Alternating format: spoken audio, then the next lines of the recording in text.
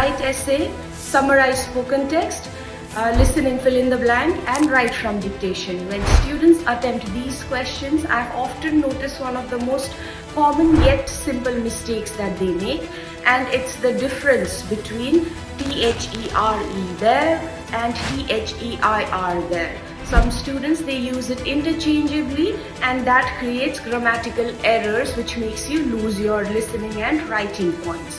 So let's dive into the difference between THERE there and THEIR there.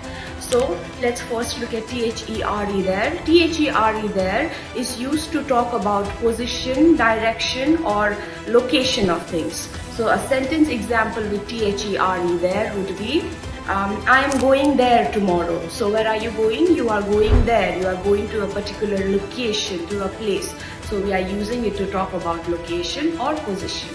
Now let's talk about the second type of there, that is THEIR there. So THEIR there, it functions as a possessive pronoun. So it is used to talk about possession or ownership of things. So if something belongs to someone, we call it belongs to them. So it is theirs.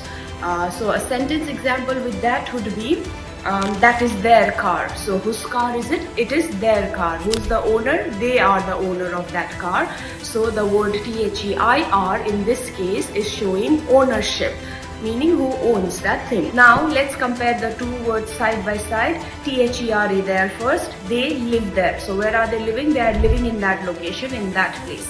Now the THEIR there, so with THEIR there we'll say their house is beautiful. So what is beautiful? Their house is beautiful. Who owns that house? They own that house. So it is showing ownership. So the first one is showing location, the second one is showing ownership. I hope you know the difference between these two forms of there now, and I hope you don't make any more grammatical errors like this in your writing and listening module of your PTE test.